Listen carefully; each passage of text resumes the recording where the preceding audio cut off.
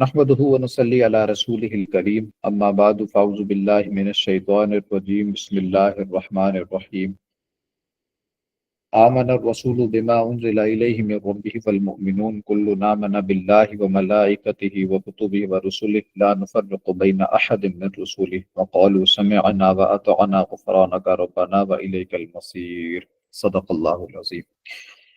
Rabbi इश्रह ली सदरी व यस्सिर ली अमरी वहलुल उक़दतम मिन लिसानी यफ़क़हू क़ौली। आमीन या रब्बल आलमीन। ये किताबचा है तारुफ़ तंज़ीम इस्लामी और इसका जो बाब दुवम है अकायद या बुनियादी दीनी तस्वुरात। और हमने दर हकीकत अपना मसला समझना है कि हमारे अकायद या बुनियादी दीनी तस्वुरात क्या हैं या क्या होने चाहिए। ये तहरीर है दर हकीकत डॉक्टर इसरार अहमद साहब रहमतुल्लाह अलैह की।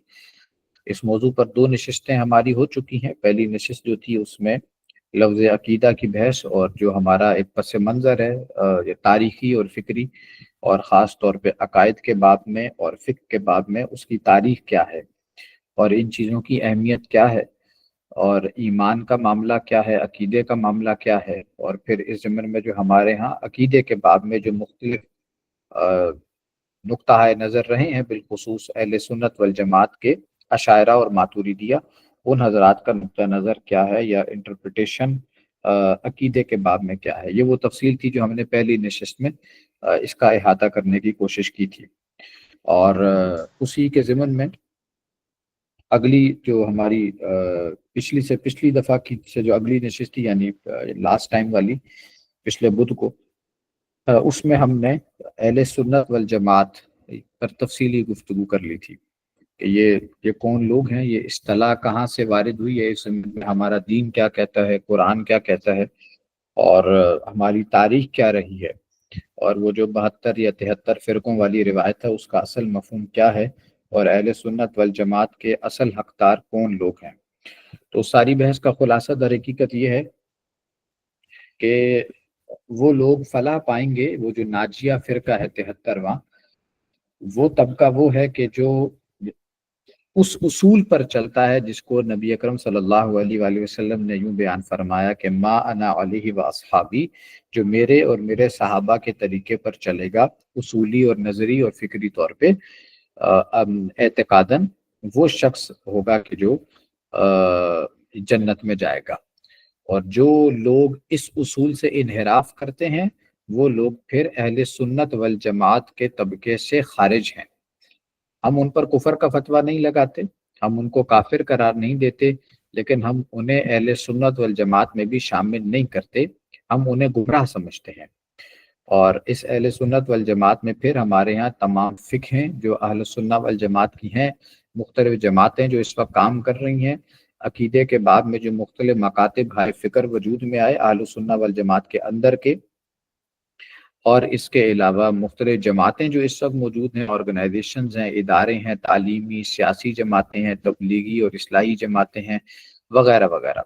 और इसके अलावा तसव्वुफ़ के मुख्तलिफ सलासिल, दीन को आगे मुंतकिल करने वाले इदारे और इहयाए दीन और इकामत दीन और इहयाए खिलाफत के लिए काम करने वाले लोग और वो इदारे और वो जमातें और वो ऑर्गेनाइजेशंस, वो सारी की सारी इस उसूल को मानती हैं कि हमने दीन अल्लाह के नबी सल्लल्लाहु अलैहि वसल्लम और सहाबा कराम से लेना है। मा अना अलैहि व अस्हाबी उन सब के नज़दीक मुत्तफ़क़ुन अलैह उसूल है। और इंटरप्रिटेशन का फ़र्क अपनी जगह पर हो सकता है, वो आज भी हो सकता है, वो पहले भी हुआ है, इससे कोई बहुत बड़ा फ़र्क वाक़ई नहीं होता।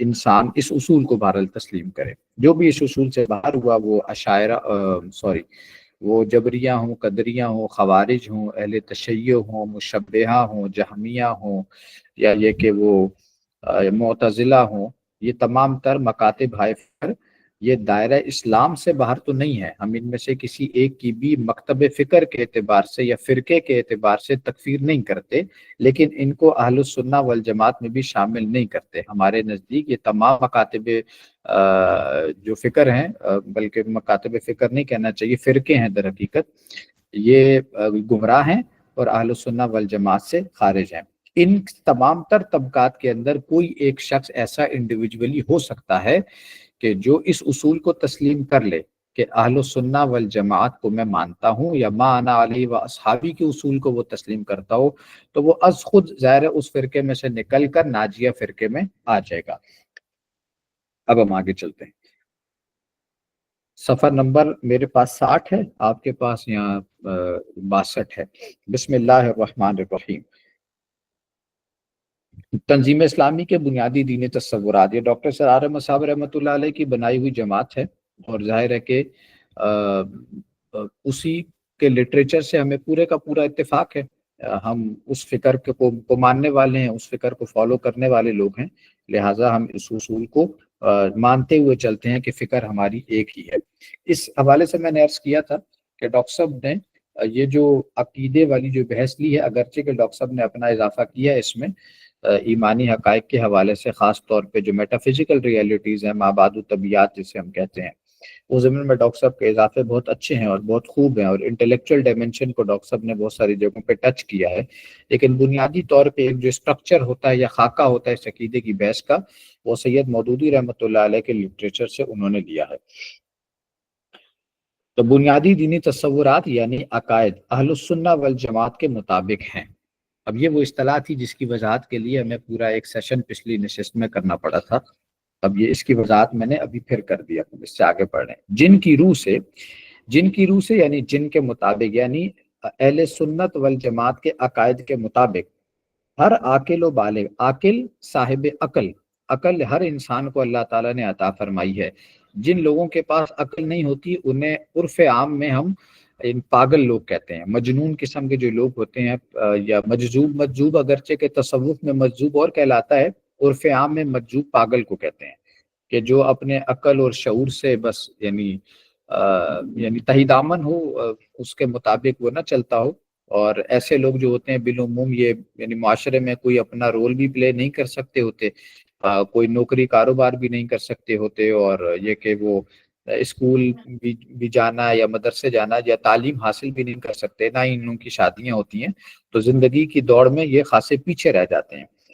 تو عاقل آدمی وہ ہوتا ہے کہ جو بہرحال سوچنے سمجھنے والا ہوتا ہے، اور ساتھ میں بالغ آدمی یعنی بایولوجیکلی انسان میچیور ہو۔ مینٹلی میچورٹی جو ہوتی ہے اس کو عاقل کہتے ہیں، بایولوجیکل میچورٹی کو بلوغت کہتے ہیں۔ تو عاقل انسان پر ہی اللہ تعالیٰ نے شریعت کی تکلیف رکھی ہے۔ جو انسان عاقل نہیں ہے اس مجذوب آدمی پر یا مجنون پر یا پاگل انسان پر شریعت کا اطلاق نہیں ہوتا۔ شریعت کا اطلاق عاقل پر ہوتا ہے اور بالغ پر ہوتا ہے۔ بالغ یعنی بایولوجیکلی انسان میچور ہو، بلوغت کو پہنچ گیا ہو، وہ چاہے مرد ہو یا عورت۔ تو ہر عاقل و بالغ مسلمان، خواہ وہ مرد ہو یا عورت، پر لازم ہے کہ وہ الف پورے شعور و ادراک کے ساتھ اقرار کرے کہ، پورے شعور و ادراک یعنی جسے ہم محاورے میں کہتے ہیں نا باقائمی ہوش و حواس، یعنی ایک کام انسان وہ کرتا ہے کہ جو آپ اس کو یوں سمجھیے نا کہ جیسے آنکھیں جھپکانے کا کام ہے۔ جب انسان گفتگو کرتا ہے یا چلتا ہے تو اس کے ہاتھ انکانشیسلی غیر شعوری طور پہ حرکت کر رہے ہوتے ہیں، تو یہ سارا عمل جو ہے آنکھیں جھپکانے کا یا ہاتھوں کو ادھر سے ادھر کرنے کا، یہ عمل غیر شعوری عمل کہلاتا ہے۔ تو یہ یہاں پر وہ عمل مراد نہیں ہے، بلکہ شعور کے ساتھ یعنی باقائمی ہوش و حواس یا ڈیلیبریٹلی اقرار کرے کہ آمنت باللہ، میں ایمان لایا اللہ تعالیٰ پر، کما ہوا جیسے کہ وہ ہے، باسمائہ اپنی صفات کے ساتھ، و صفاتہ اپنے اسماء کے ساتھ، و صفاتہ اور اپنی صفات کے ساتھ، اور وقبلت جمیع احکامہ اور میں اقرار کرتا ہوں، یعنی بلکہ یوں کہنا چاہیے قبول کرتا ہوں، جمیع احکامی اس کے تمام تر احکامات کا، اقرار باللسان زبان سے بھی اقرار کرتا ہوں، و تصدیق بالقلب دل سے بھی۔ اب یہ اسلام اور ایمان کی ڈیفینیشن بھی یہاں پر گئی ہے۔ ایمان نام ہے تصدیق بالقلب کا، ایمان فی قلوبکم، سورۃ نمبر 49 آیت نمبر 14، وہاں پر یہ بات آئی ہے، قالت الاعراب آمنا، اللہ کے نبی یہ بدو لوگ، دیہاتی لوگ، یہ آئے ہیں آپ کے پاس اور آ کر یہ دعویٰ کرتے ہیں کہ ہم ایمان لائے ہیں۔ قالت الاعراب، یہ بدو لوگ کہتے ہیں، قالت الاعراب آمنا، یہ کہتے ہیں کہ ہم ایمان لائے ہیں۔ قل لم تؤمن، آپ فرما دیجئے کہ تم ہرگز ایمان نہیں لائے، ولما يدخل الایمان ولیکن قولوا اسلمنا، بلکہ یہ کہو کہ ابھی ہم نے اسلام قبول کیا ہے، ابھی ہم دائرہ اسلام میں داخل ہوئے ہیں۔ ولما يدخل الایمان فی قلوبکم، اور ابھی ایمان تمہارے دلوں میں داخل نہیں ہوا۔ تو دو لیولز ہوئے ایمان کو، اسلام کو قبول کرنے کے یا دائرہ اسلام میں داخل ہونے کے صحیح معنوں میں، یا یوں کہنا چاہیے کہ ایمان کے دو لیول ہوئے، ایک اقرار باللسان ہے، زبان سے اقرار کرنا، اور ایک ہے تصدیق بالقلب، دل سے کسی بھی شے کی تصدیق کرنا، attestation with your spirit that this is حق، یہ ہے اصل شے کہ جو مطلوب ہے۔ یہ لپ سروس جو ہے اقرار باللسان، اس کی اہمیت اپنی جگہ پر ہے، اس سے انکار تھوڑی ہے، لیکن اصل شے کہ جو مطلوب ہے وہ تصدیق بالقلب ہے۔ اب یہاں پر یہ دیکھیے کہ ہم اللہ تعالیٰ کی ذات کو زیر بحث نہیں لاتے۔ ذات باری تعالیٰ کے بارے میں مجدد الفسانی رحمۃ اللہ علیہ نے اپنے مکتوبات میں لکھا ہے کہ اللہ تعالیٰ کی ذات کون ہے؟ وراء الورا ثم وراء الورا ثم وراء الورا، وہ بہت پرے ہے، بہت اوپر ہے، پھر اس سے بھی بہت اوپر ہے، بہت پرے ہے، بہت اوپر ہے، بہت پرے ہے۔ وہ انسان کے وہم و بیان گمان میں، سان گمان میں بھی آنے والی ذات نہیں ہے۔ اور اللہ تعالیٰ کی ذات کے متعلق بہت زیادہ گفتگو کرنے سے حدیث میں منع کیا گیا ہے کہ اللہ تعالیٰ کی ذات کے بارے میں بہت زیادہ گفتگو نہیں کرنی چاہیے، اس سے پھر گمراہی کے بہت سارے دروازے کھلنے شروع ہو جاتے ہیں۔ تو اس معاملے میں ہم اللہ تعالیٰ کی ذات کو زیر بحث لاتے ہی نہیں ہیں۔ یہاں پر بھی جو بات ہے نا، آمنت باللہ کما ہوا باسمائی و صفاتی، وہ بھی جتنا کو ہم جانتے ہیں، ذات کا تعارف ہمیں معلوم ہی نہیں ہے جتنا کہ قرآن مجید نے کرایا، اور وہ بھی اکثر و بیشتر اس کی صفات اور اس کے اسماء کے حوالے سے۔ وہاں پر بھی ذات کا ذکر نہیں آتا، اور ذات کا ذکر اس لیے نہیں آتا کیونکہ ہم چیزوں کو دیکھتے ہیں مٹیریلسٹکلی، اور ہم جس بھی شے کا تصور کریں گے اس کی تجسیم کا تصور بھی آئے گا۔ تجسیم یعنی جسم، ہمارے سامنے لکڑی بھی ہے تو اس کا بھی تو کوئی نہ کوئی جسم ہے نا، ہمارے سامنے انسان ہے تو اس کا بھی کوئی نہ کوئی جسم ہے، ہمارے سامنے سورج ہے یا چاند ہے یا پہاڑ ہے یا زمین ہے یا آسمان ہے، تو یہ ساری چیزیں مٹیریلسٹکلی ایگزسٹ کرتی ہیں، اور ہم ان سب چیزوں کو دیکھتے ہیں، پرکھتے ہیں، اور ان کا ایک حیولہ یا نقشہ ہمارے سامنے آتا ہے۔ لیکن اللہ تعالیٰ کے حوالے سے تجسیم حرام ہے، کہ اللہ تعالیٰ کے بارے میں ہم تصور کریں کہ اس کی ایسی حیت ہوگی معاذ اللہ، اس کا ایسا جسم ہوگا معاذ اللہ۔ تو اس لیے ذات باری تعالیٰ آؤٹ آف کوسچن ہے، وہ ڈسکشن میں آتی ہی نہیں ہے۔ تو ہمیں جتنا بھی تعارف حاصل ہے خدا کی ذات کا یا خدا کا جو قرآن مجید نے کرایا یا اللہ کے نبی صلی اللہ علیہ وآلہ وسلم نے پیش فرمایا، وہ اسماء و صفات ہی، ماں کے ذریعے سے ہے اور اس کی صفات کے ذریعے سے، یعنی اس کے ناموں کے ذریعے سے اور اس کی صفات کے ذریعے سے ہے۔ ذات باری تعالیٰ یہاں پر زیر بحث نہیں آتی۔ اچھا، اب جہاں تک اگلا معاملہ تھا اقرار باللسان اور تصدیق بالقلب کا، یہ جو ہے اسے ہم ایمان مجمل کہتے ہیں، یعنی کسی بھی چیز کو آپ بریفلی جب ایکسپلین کرتے ہیں جامع و مانع انداز سے، تو اس میں سمجھنے کی بات یہ ہے کہ یہ جو اقرار باللسان ہے یہ دائرہ اسلام میں داخلے کی شرط ہے، لیکن جنت میں جانے کی شرط یہ نہیں ہے۔ جنت میں جانے کے لیے آپ کو اقرار باللسان پر اضافی کام بھی کرنا پڑے گا، اور وہ ہے تصدیق بالقلب کا، وہ ہوگا تو ہی۔ اور تصدیق بالقلب کے لیے 4 باتیں ہیں جیسے قرآن مجید نے سورۃ العصر میں بیان کیا، آمنوا وعملوا الصالحات وتواصوا بالحق وتواصوا بالصبر، یہ ایمان کا حاصل ہے۔ وہاں پر ہی پہلی بات آمن ہوا ہے، تو تصدیق بالقلب۔ اچھا، یہ جو اقرار باللسان ہے یہ نہ گھٹتا ہے نہ بڑھتا ہے۔ امام اعظم ابو حنیفہ رحمۃ اللہ علیہ نے ایمان کی تعریف کی اور وہ فرماتے ہیں کہ الایمان قول، ایمان قول کا نام ہے، یعنی اقرار کا نام ہے، اور یعنی لا یزید ولا ینقص، یہ نہ گھٹتا ہے نہ بڑھتا ہے۔ تو یعنی کون سے اقرار کا نام ہے محض، کون سے قول کا نام ہے؟ یہ ہے دائرہ اسلام میں داخل ہو جانا۔ جب کوئی شخص کلمہ پڑھ کر دائرہ اسلام میں داخل ہو گیا تو اسے وہ تمام تر حقوق حاصل ہو جائیں گے جو کسی بھی اسلامی ریاست میں ایک مسلمان کو حاصل ہوتے ہیں۔ یعنی یہ نہیں ہو سکتا کہ باپ کی وراثت اگر تقسیم ہوگی تو نیک بچے میں زیادہ تقسیم ہو جائے گی، اور ایک یعنی جو خراب بچہ ہے یا یہ کہ کوئی بد کردار بیٹا ہے یا نافرمان ہے تو اس کے اندر وراثت کم تقسیم ہوگی۔ نہیں، ایسی بات نہیں ہے، دونوں کے حقوق برابر ہیں۔ جب کوئی شخص دائرہ اسلام میں داخل ہوا تو دونوں تو حقوق اس کے مساوی ہوں گے تمام مسلمانوں جیسے۔ یہ ہے وہ ایمان جس کے متعلق امام ابو حنیفہ رحمۃ اللہ علیہ فرماتے ہیں کہ لا یزید ولا ینقص، یہ نہ گھٹتا ہے نہ بڑھتا ہے، یہ اس ایک سطح پر رہتا ہے، بالکل اس کی حالت اسٹیشنری ہوتی ہے۔ لیکن ایمان کے متعلق امام بخاری رحمۃ اللہ علیہ کا قول ہے کہ الایمان قول و عمل، ایمان قول اور عمل دونوں کے مجموعے کا نام ہے، ویزید وینقص، گھٹتا بھی ہے بڑھتا بھی ہے۔ تو یہ کون سا ایمان ہے؟ یہ وہ ایمان ہے جس کا تعلق تصدیق بالقلب کے ساتھ ہے۔ اقرار باللسان والا ایمان وہ پہلا ایمان تھا، وہ اسلام میں داخلے کی شرط تھی، لیکن یہ تو تصدیق بالقلب والا ایمان ہے، یہ تو گھٹتا بھی ہے بڑھتا بھی ہے۔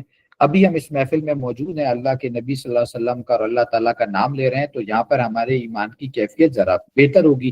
ابھی کلاس ختم ہو جائے گی، اب ہم اپنے کام دھندوں میں لگ جائیں گے تو ایمانی کیفیت وہ نہیں رہے گی۔ یہی وہ بات ہے کہ جو وہ خدشہ لاحق ہو گیا تھا حضرت حنظلہ کو رضی اللہ تعالیٰ عنہ، گھر سے نکلے تو آواز لگاتے ہوئے نکلے، نافقہ حنظلہ نافقہ حنظلہ، حنظلہ منافق ہو گیا، حنظلہ منافق ہو گیا۔ تو رستے میں سیدنا صدیق اکبر رضی اللہ تعالیٰ ملے اور انہوں نے دریافت کیا کہ بھئی کیا معاملہ ہے؟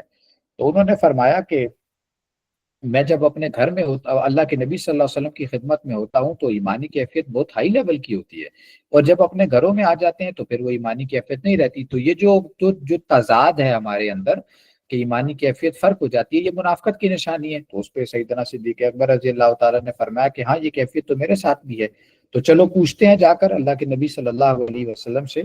تو آپ صلی اللہ علیہ وسلم سے جا کر جب دریافت کیا تو حضور نے فرمایا یہ ایمان ہی کی علامت ہے کہ انسان کو نفاق کا خدشہ لگا رہے۔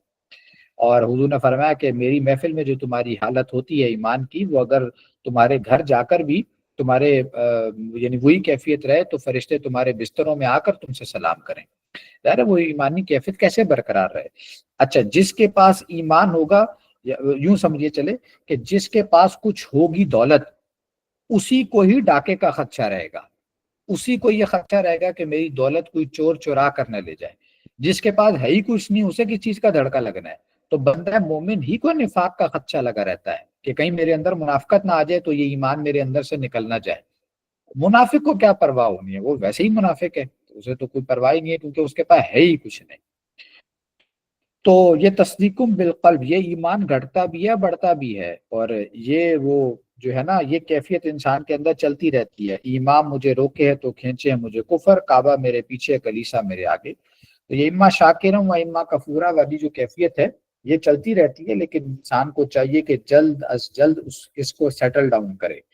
اور ایمان اس کا یہ حقیقی ایمان جو ہے یہ کسی بھی ایک جگہ پر برقرار نہیں رہتا۔ ہمارا خیال یہ ہوتا ہے کہ ہمارا ایمان برقرار ہے، نہیں، ہمارا ایمان ڈکلائن کی طرف جا رہا ہوتا ہے، ڈاؤن فال اس کا سٹارٹ ہو چکا ہوتا ہے اگر ہم اس کی بڑھوتری کے لیے کوشش نہ کریں۔ اور اسی بات کو دوسرے انداز میں نبی اکرم صلی اللہ علیہ وسلم نے بیان فرمایا کہ بندہ مومن وہ ہے کہ جس کا آنے والا دن گزرے ہوئے کل سے بہتر ہو۔ تو یہ در حقیقت یہی بات ہے نا کہ آپ کا عمل بہتر ہونا چاہیے۔ تو یہ دونوں باتیں ایمان کے حوالے سے کہ آمنت باللہ، میں ایمان لایا اللہ تعالیٰ پر، کما ہوا بھی اسمائی، جیسے کہ وہ اپنے اسماء اپنے ناموں کے ساتھ ہے، وہ صفاتی ہی اور اپنی صفات کے ساتھ ہے، وہ قبلت جمیع احکام ہی، اور میں قبول کرتا ہوں اس کے تمام تر احکامات کو، اقرار باللسان، زبان سے بھی ان سب باتوں کا اقرار کرتا ہوں، وہ تصدیق بالقلب، اور دل سے بھی ان سب باتوں کا یعنی جو ہے وہ تصدیق کرتا ہوں، یعنی میرا عمل بھی اب اس کے مطابق بدلے گا۔ اچھا، یہ جو ایمان باللہ یہ اصولی ایمان ہے، یہ نظری ایمان ہے، اور یہ اصل ایمان ہے۔ باقی تمام تر ایمانیات کی جتنی بھی جہتیں ہیں وہ تمام تر اس کی فرع ہیں۔ آگے چلیے، اور آمنت باللہ و ملائکتہ و کتبہ و رسلہ والیوم الآخر، کہ میں یقین رکھتا ہوں یا ایمان لاتا ہوں تمام فرشتوں پر، اللہ پر اور تمام فرشتوں پر اور تمام کتابوں پر، تمام رسولوں پر اور یوم آخرت پر، والقدر خیرہ و شرہ، اور تقدیر کے اور تقدیر پر کہ اس کی بھلائی اور برائی جو ہے وہ من اللہ تعالی، وہ ساری کی ساری اللہ تعالیٰ ہی کی طرف سے ہے، والبعث بعد الموت، اور مرنے کے بعد جی اٹھنے پر بھی میں ایمان لاتا ہوں۔ یہ ایمان مفصل کہلاتا ہے، یعنی تفصیلی ایمان ہے۔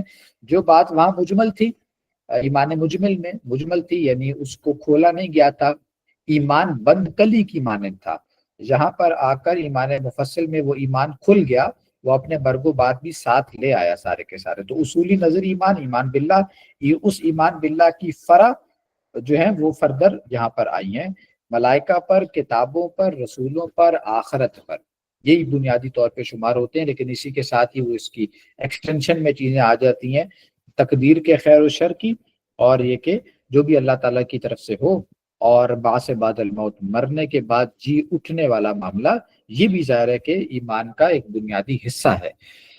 ان سب چیزوں پر اقرار بھی اور ان سب چیزوں پر یقین کامل بھی، تصدیق بالقلب والا ایمان۔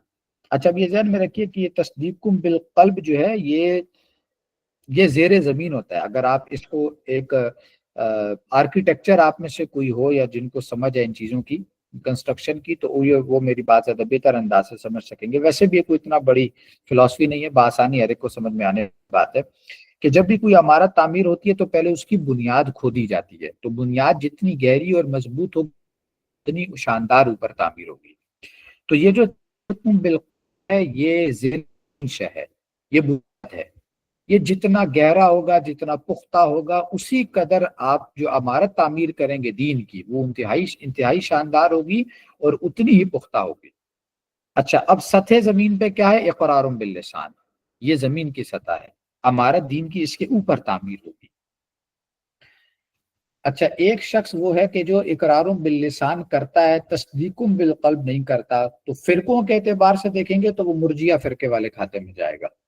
اس کا خیال یہی ہے نا کہ میں نے یہ کلمہ پڑھ لیا تو اب میری جنت پکی۔ یہ مرجیہ کا خیال تھا کہ کسی بھی عمل کی ضرورت نہیں ہے، من قال لا الہ الا اللہ دخل الجنہ۔ اس حدیث سے غلط استدلال کیا انہوں نے کہ جس نے ایک دفعہ بھی کہہ دیا لا الہ الا اللہ وہ جنت میں داخل ہو گیا، یہ غلط استدلال ہے ان کا۔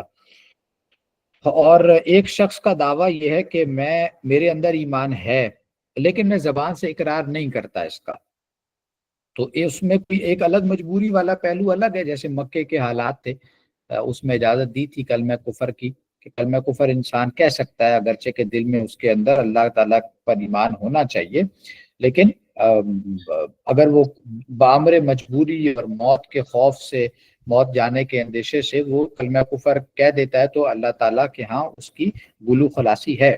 لیکن ایک عام حالات میں ایک شخص دعویٰ کرتا ہے کہ میں بڑا متقی پرہیزگار ہوں، اندر سے میرے اندر ایمان ہے لیکن میں زبان سے اس کا اقرار جو ہے وہ نہیں کرتا، یہ ضروری نہیں وہ سمجھتا، تو وہ انسان در حقیقت مسلمان کہلانے کے لائق نہیں ہے، وہ انسان در حقیقت جو ہے وہ زندیق شمار ہوگا۔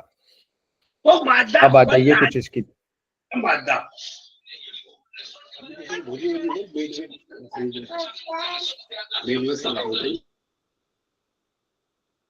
یہ اپنے مائک وغیرہ بھی بند رکھیں سارے۔ اب اس کی تشریح ہے کچھ۔ اسلام کی اساس ایمان پر قائم ہے، اساس یعنی بنیاد، اور ایمان کی تعبیر کے لیے ایمان مجمل اور ایمان مفصل، یہ اوپر آ کے دونوں کے مندرجہ بالا الفاظ جو سلف سے منقول ہیں، سلف یعنی اسلاف، حد درجے موضوع بھی ہیں اور نہایت جامع و معنی بھی۔ جامع یعنی موضوع یعنی اپروپریٹ، اور جامع و معنی در حقیقت منطق کی دو اصطلاحیں ہیں، اور عام طور پہ جامع و معنی کا لفظ بہت ہی عام طور پہ لوگ لے لیتے ہیں، وہ لوگ سمجھتے ہیں کہ یہ عام ہی کوئی اصطلاح نہیں، یہ منطق کی اصطلاح ہے جامع و معنی۔ جامع کہلاتی ہے وہ شے کہ آپ نے کسی بھی شے کو جب ڈیفائن کرنا ہو، کوئی بھی چیز ہے، گلاس ہے بالفرض، یا کوئی بھی شے ہے، اس کو جب آپ نے ڈیفائن کرنا ہے تو اس کے اندر جتنی بھی خاصیتیں ہیں ان کو آپ اس تعریف کے اندر ایکسپلین کر دیں، جو بھی تعریف آپ نے معین کی ہے وہ جامع تعریف کہلائے گی۔ اور معنی کہلاتا ہے کہ کوئی بھی ایسی شے اس تعریف کے اندر نہ ہو کہ جو اس شے کی خاصیتوں کو بیان کرنے میں رکاوٹ ہو، یا یہ کہ کوئی اضافی شے آپ نے ایسی ڈال دی اس تعریف میں جو اس شے کی خاصیتوں میں تھی نہیں، تو یہ مثبت انداز کو جامع کہتے ہیں، منفی انداز کو مانع کہتے ہیں۔ تو یہ جو ایمان مجمل اور ایمان مفصل ہیں، یہ ہر اعتبار سے جامع و مانع، یعنی تمام تر باتیں اس میں اجمالاً مختصراً سمو دی گئی ہیں، اور کوئی بھی بات ایسی کہ جو اس کی تعریف سے رہ گئی ہوں، یا یہ کہ اضافی ہوں، کوئی رہ گئی ہوں، وہ ایسا معاملہ نہیں ہے کہ ان کو چھوڑ دیا گیا ہو اور کوئی اضافی شے شامل اس میں کر دی گئی ہو، تو یہ معاملہ بھی نہیں ہے۔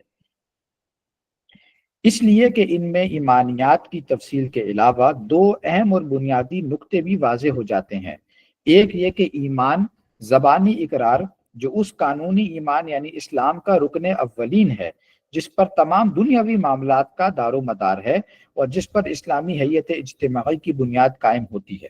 یہ وہ بات ہے جو میں نے عرض کر دی کہ یعنی قانونی ایمان جو ہے وہ اسلام کا رکن اولین ہے، اور تمام دنیاوی معاملات یعنی ایک شخص جب دائرہ اسلام میں داخل ہو گیا تو دنیاوی اسٹیٹس اس کا مسلمانوں والا ہے، اور وہ تمام تر حقوق اس کو حاصل ہوں گے جو کسی بھی مسلمان کو حاصل ہو سکتے ہیں۔ اور تصدیق قلبی جس پر اس حقیقی ایمان کا دار و مدار ہے جس کی بنا پر آخرت میں کوئی شخص مومن قرار پائے گا، دونوں کا مجموعہ ہے۔ اور دوسرا یہ کہ علمی اور نظری اور اصولی اعتبار سے ایمان حقیقتاً ایمان باللہ ہی کا نام ہے، جو میں نے عرض کیا نا کہ اصل ایمان ایمان باللہ ہے، بقیہ تمام ایمانیات اسی اصل کی فروع اور اسی اجمال کی تفصیل ہیں۔ چنانچہ ایمان بالآخرت بھی اللہ تعالیٰ کی صفات حکمت و عدل ہی کا مظہر ہے، اور ایمان بالرسالت بھی اس کی صفات ربوبیت و ہدایت ہی کی توسیع۔ اب یہ ہے جو حقیقی تعلق ہے ایمان باللہ کے ساتھ، ایمان بالرسالت اور ایمان بالآخرہ کا۔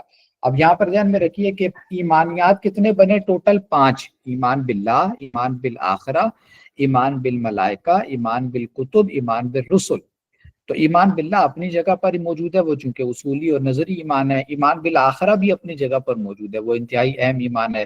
یہ باقی جو 3 ایمان بچے، ایمان بالرسالت، ایمان بالرسول، بالملائکہ، بالکتب، ان تینوں کو جمع کر کے بنا دیا جاتا ہے ایمان بالرسالت۔ اور اس کی وجہ کیا ہے کہ رسول فرشتہ لے کر آیا وہی کتاب کی صورت میں یا صحیفے کی صورت میں، اور کس پر لایا؟ رسول پر لایا۔ تو ان تینوں کو ملا کر ایمان بالرسالت بن جاتا ہے۔ اچھا، جسے ہم ایمانیات ثلاثہ کہتے ہیں وہ پھر کون سا ہے؟ ایمان باللہ، ایمان بالآخرہ، ایمان بالرسالت، اور یہ ایمانیات ثلاثہ یعنی 3 ایمان، اور ایمان بالرسالت میں آگے پھر بقیہ 2 ایمان بھی وہ جمع ہیں۔ اب ایمان باللہ کے ساتھ ان 2 ایمانوں کا کیا تعلق ہے کہ اللہ تعالیٰ کی جو صفت عدل ہے کہ اللہ تعالیٰ عادل ہے، اللہ تعالیٰ انصاف کرنے والا ہے، اللہ تعالیٰ قسط اور عدل کو قائم کرنے والا ہے، اور اللہ تعالیٰ حکیم ہے۔ یہ جو آتا ہے نا قرآن مجید میں، عزیز الحکیم، زبردست ہے مگر حکمت والا ہے۔ زبردست ہے یعنی پکڑ سکتا ہے تمہیں تمہاری غلطی پر، لیکن حکمت والا ہے کہ فوراً نہیں پکڑتا۔ تو اللہ تعالیٰ کی صفت عدل اور صفت حکمت اور صفت قسط کا جو یا صفت انصاف جو ہے، اس کا ظہور ہوگا آخرت میں۔ دنیا میں اس کا ظہور ہمیں نظر نہیں آتا، بہت کم نظر آتا ہے۔ وہ جو ہے نا کہ فطرت افراد سے اغماض بھی کر لیتی ہے، نہیں کرتی کبھی ملت کے گناہوں کو معاف۔ تو اجتماعی گناہوں کے فیصلے یہاں پر ہو جاتے ہیں، نظر بھی آ جاتے ہیں، انفرادی فیصلے تو یہاں ہوتے نظر نہیں آ رہے ہوتے۔ تو لا محالہ انسان کے اندر پھر ایک سوال پیدا ہوتا ہے کہ یہ کیا گڑبڑ ہے۔ اسی کی قسم کھائی ہے نفس لوامہ کی، جو کشمکش باطنی ہے انسان کے اندر، نفس مطمئنہ کی اور نفس امارہ کی، جو کہ در حقیقت نفس لوامہ کی صورت میں ظہور پذیر ہوتی ہے۔ فلا اقسم بیوم القیامہ ولا اقسم بالنفس اللوامہ۔ نفس لوامہ قسم کھاتا ہے اس بات پر کہ اللہ تعالیٰ قسم کھا رہے ہیں نفس لوامہ کی، ایک دن آئے گا جس میں اللہ تعالیٰ کی صفت عدل کا ظہور ہوگا، یعنی وہ آخرت کا دن ہوگا۔ کیونکہ دنیا میں یہاں پتہ نہیں چلتا، یہاں پر تو عیاش لوگ جو ہیں وہ بڑے اچھے طریقے سے دنیا بسر کر کے چلے جاتے ہیں، اور بڑے نیک لوگ بڑی قسم پرسی کی سی زندگی گزار کر چلے جاتے ہیں۔ تو یہاں پر دنیا جو ہے وہ فزیکل لاز کے اعتبار سے تو مکمل ہے، مورل لاز کے اعتبار سے مکمل نہیں ہے۔ فزیکل لاز میں آپ دیکھیں گے تو آگ ہے، جلتی ہے، اور جب آپ اس میں آپ ہاتھ ڈالیں گے تو ہاتھ جلے گا۔ یہ فزیکل لاز ہے، اور فزیکل لاز کے اعتبار سے دنیا مکمل ہے۔ مورل لاز کے اعتبار سے دنیا مکمل نہیں ہے۔ یہاں بڑے بڑے خائن بیٹھے ہوئے ہیں، بڑے بڑے رشوت خور، حرام خور، سود خور لوگ ہیں، گناہ کرنے والے لوگ ہیں، لیکن سود کھا کر کسی کے پیٹ میں کوئی مروڑ نہیں اٹھتے، رشوت کھا کر کسی کے جو ہے وہ اس کو کوئی بیماری نہیں لگتی، اور جھوٹ بول کے کسی کی زبان پر کوئی چھالا نہیں نکلتا، کوئی زبان کالی نہیں ہو جاتی اس کی۔ تو مورل لاز کے اعتبار سے دنیا نامکمل ہے، فزیکل لاز کے اعتبار سے خدا نے مکمل بنائی ہے، یہ اللہ کی تقسیم ہے۔ تو صفت عدل اللہ تعالی کی جو ہے، اس کا تعلق ایمان بالآخرہ سے یہ ہے کہ اس کی خدا کی صفت عدل کا ظہور ہوگا روز قیامت۔ تو اس لیے صفت عدل کا تقاضا یہ ہے کہ کوئی آخرت کا دن ہونا چاہیے کہ جس میں جا کر تمام تر چیزوں کا حساب کتاب ہو۔ اور دوسری شے ایمان برسالت کے ساتھ اس کا تعلق، وہ در حقیقت اللہ تعالیٰ کی جو صفت ہدایت ہے، اللہ تعالیٰ ہدی ہے، ہدایت دینے والا ہے، تو صفت ہدایت جو ہے اللہ تعالیٰ کی، اس کا ظہور ہوگا قیامت والے اس دنیا میں۔ اس کے لیے اللہ تعالیٰ نے بھیجے ہیں انبیاء اور رسل۔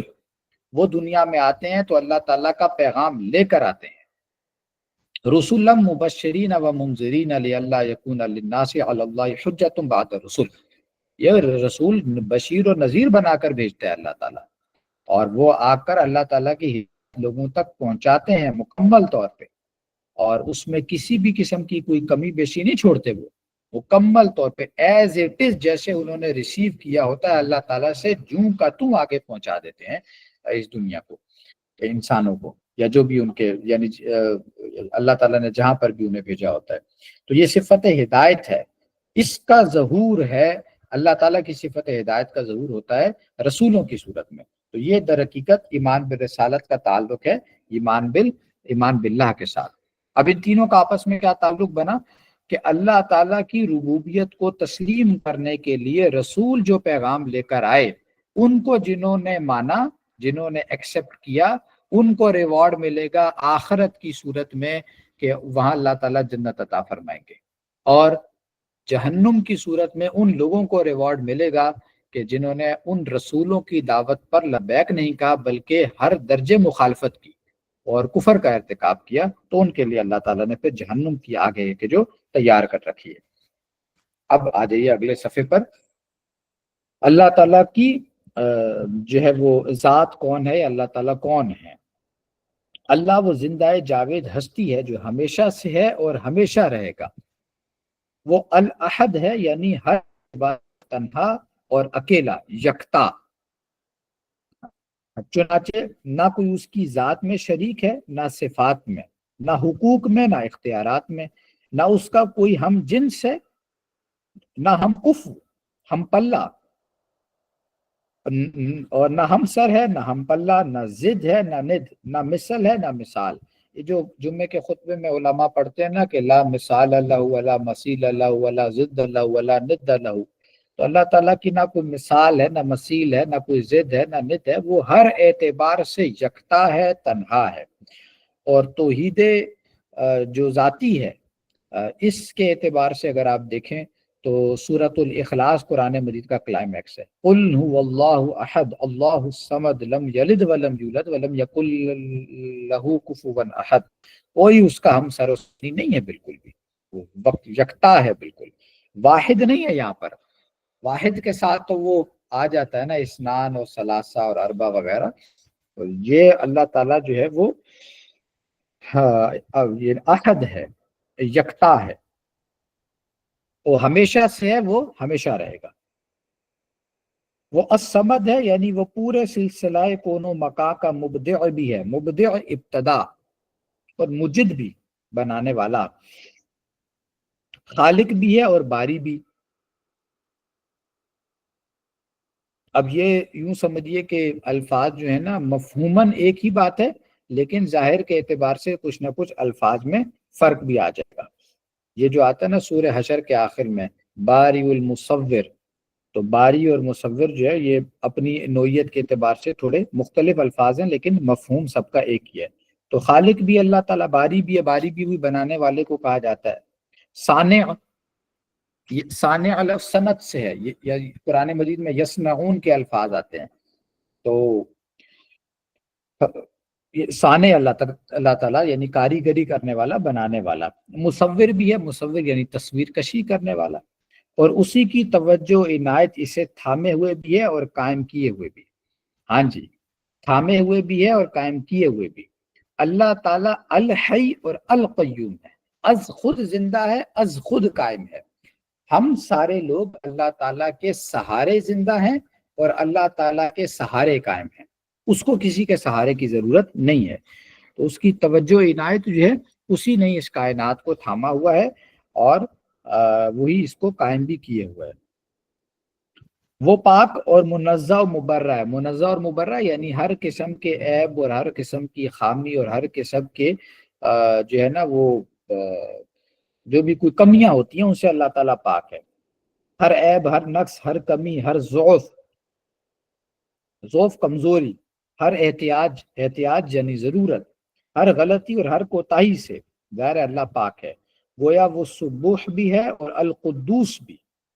ظاہر تسبیح بھی اسی کی جاتی ہے، پاکی بھی ساری کی ساری اسی کے لیے ہے، اور ساری کی ساری قدوسیت بھی اسی کے لیے ہی ہے. اور جامع ہے تمام محاسن و کمالات کا، یعنی محاسن حسن سے تمام تر خوبیاں، اچھائیاں، خوبصورتیاں، اور تمام تر کمالات، تمام تر جو بھی کسی بھی شے کے اندر خصوصیات ہو سکتی ہیں وہ ساری کی ساری اس کے اندر ہیں. اس میں وہ اللہ تعالیٰ کے جو 99 نام ہیں نا ان کو بس ذہن میں رکھیے. اور ہر خیر اور خوبی کا بدرجہ تمام و کمال، تمام یعنی اتم، کمال یعنی اکمل. اللہ تعالیٰ میں تمام تر خصوصیات موجود بھی ہیں اور کامل شکل میں بھی ہیں.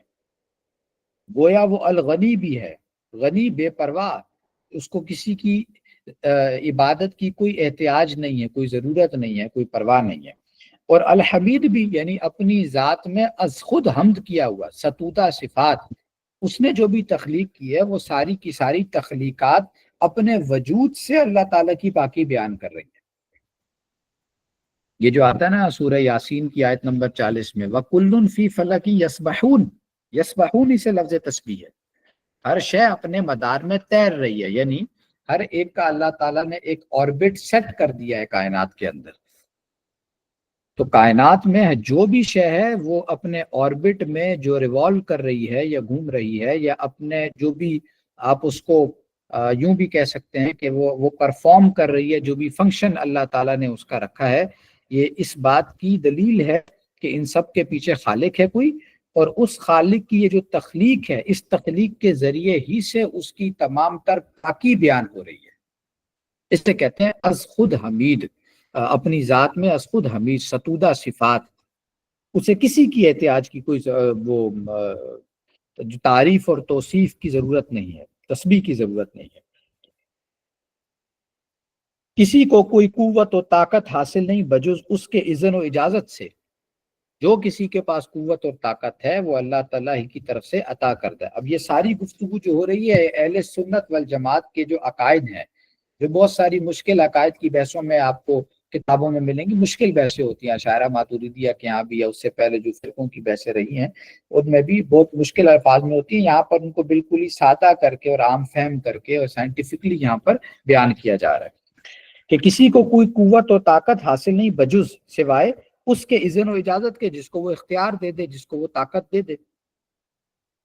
گویا وہی العلی بھی ہے اور العظیم بھی، یعنی برتر اور بڑھیا وہی ہے، اور عظیم عظمت والا بھی وہی ہے، بزرگی والا بھی وہی ہے، اور المتعال بھی ہے، اور الکبیر اور المتکبر بھی. سبحان اللہ والحمد للہ ولا الہ الا اللہ واللہ اکبر ولا حول ولا قوت الا باللہ العلی العظیم. اس کی ذات وراء الورا ثم وراء الورا ہے. وراء الورا یعنی بہت اونچی، انسان کے وہم و گما، وہی ذات کا یہاں پہ ذکر آ گیا نا جو میں نے شروع میں بات عرض کی تھی کہ ذات کے اعتبار سے دیکھیں گے تو وہ نہ سمجھ میں آنے والی ذات ہے. ذات کا احاطہ ممکن، صفات اور اسما کا احاطہ بھی ممکن نہیں ہے ہمارے لیے، لیکن ذات تو ویسے ہی ہماری عقل سے بہت دور ہے. وراء الورا ثم وراء الورا، اب بہت دور. اور اس کی ماہیت یعنی وہی جو مسئلہ ہے کہ وہ کیسا ہے. اور کنا یعنی اس کو ہم حقیقی طور پہ جان سکیں گہرائی میں، یا اس کی گہرائی تک ہم پہنچ سکیں، وہ کوئی نہیں جان سکتا. اور اس کی معرفت کی واحد راہ اس کے اسماء و صفات کے واسطے ہی سے ہے. معرفت، پہچان، خدا کو پہچاننے کا جو واحد ذریعہ ہے وہ اس کے اسماء ہیں اور اس کی صفات ہیں. اسی کے ذریعے سے ہم اللہ تعالیٰ کو جان سکتے ہیں، پہچان سکتے ہیں. جس نے کوشش کی کہ وہ ذات باری تعالیٰ کی بحث میں پڑا وہ گمراہی کی طرف جائے گا. اور اس کے بہت سارے شیڈز آج کل موجود ہیں نا. یہ سارے انسان کو جو الٹی چیزیں ہیں وہ سکھاتا ہے شیطان. تو شیطان جو ہے وہ پھر ذات باری تعالیٰ کے بارے میں انسان کو لازماً گمراہی کی طرف لے کر جاتا ہے. تو اس کا ذکر پھر حدیث میں منع کر دیا گیا کہ اس معاملے میں انسان کو زیادہ نہیں پڑھنا چاہیے.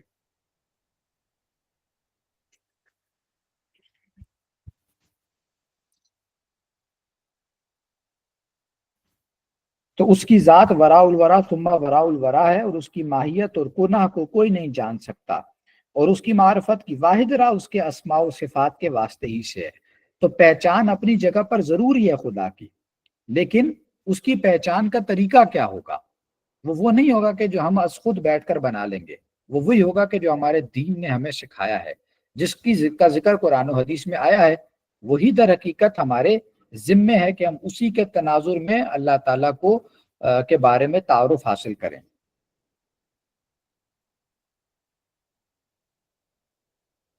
چنانچہ جو تمام اچھے نام اسی کے ہیں، اسماء الحسنہ کے جو الفاظ آتے ہیں قرآن مجید میں، تو تمام اچھے نام اسی کے ہیں، اگرچہ متعین طور پر اس کے اسماء الحسنہ وہی ہیں جو قرآن اور حدیث نبوی صلی اللہ علیہ وآلہ وسلم میں وارد ہوئے، وہ 99 ہیں، کچھ قرآن مجید میں آپ کو چند ایک اور بھی مل جائیں گے۔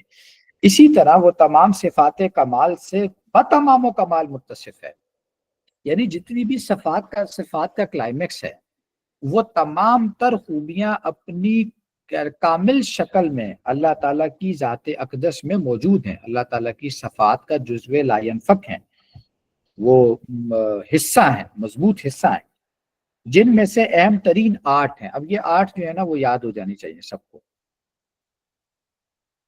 جن میں سے اہم ترین 8 ہیں، یعنی نمبر 1 حیات، نمبر 2 علم، نمبر 3 قدرت، نمبر 4 ارادہ، نمبر 5 سمع، نمبر 6 بصر، نمبر 7 کلام، اور نمبر 8 تکوین۔ یہ 8 تو بھئی آپ سب بھی نا یاد کر لیں ان کو۔ حیات یعنی زندگی، علم سب کو معلوم ہے، قدرت وہ بھی ہمیں پتہ ہے، تقدیر سے بھی اس کا تعلق ہے بہرحال کچھ نہ کچھ، بلکہ کافی حد تک۔ ارادہ بھی اہم شے ہے، پھر سمع وہ سنتا ہے، بصر دیکھتا ہے، کلام گفتگو کرتا ہے، اور تکوین چنانچہ وہی الحی بھی ہے اور القیوم بھی، السمیع بھی ہے اور البصیر بھی، علی کل شیء قدیر بھی ہے اور بکل شیء علیم بھی، فعال لما یرید بھی ہے، اور انما امرہ اذا اراد شیئا ان یقول له کن فیکون کی شان کا حامل بھی۔ مزید برآں اس کی جملہ صفات اس کی ذات ہی کے مانند مطلق و لا متناہی ہیں، نہ کہ محدود و مقید، اور قدیم کے ہاتھ، اور ذاتی ہیں نہ کہ کی عطا۔ اب یہ جو پیراگراف باری تعالیٰ اور اسماء و صفات کے حوالے سے بہت ہی اہم ہے، اور وقت چونکہ ختم ہو گیا تو لہٰذا میں نے یہ پڑھ تو تشریح کی توضیح اور تنقید یہ ابھی باقی ہے، تو اس کو ہم انشاءاللہ تعالیٰ اگلی نشست میں کور کریں گے۔ ہمارے پیش نظر یہ ہے کہ کوئی بگ ٹوٹ نہ دوڑے جائیں ہم خامہ خامے، بلکہ گہرائی میں جا کر ہم سمجھیں کہ یہ چیزیں کیا ہیں، اور بہت اہم مضامین ہے کہ جو اس عقیدے کی بحث میں یہاں پر آ رہے ہیں۔ تو بہت سارے اہم نکات ہیں، یہ 8 صفات ہیں، ان پر ظاہر گفتگو کرنے کی ضرورت ہے، خاص طور پہ یہ ارادہ اور قدرت اور کلام اور تکوین، اور پہلے والی بھی ظاہر 8 کی 8ویں اہم ہے، اور اس کے آخر میں جا کر یہ جو ہے نا کہ مطلق و لامتناہی ہیں اس کی صفات، نہ کہ محدود و مقید، اور قدیم ہے نہ کہ حادث، اور ذاتی ہیں نہ کہ کسی اور کی عطا کردہ۔ تو یہ 3 اہم اصول ہیں کہ جو بیان کیے گئے ہیں، یہی ہمیں پیش نظر رکھنے چاہیے، ان پر ہم تفصیلی گفتگو انشاءاللہ اگلی نشست میں کریں گے۔ وآخر دعوانا ان الحمد للہ رب العالمین۔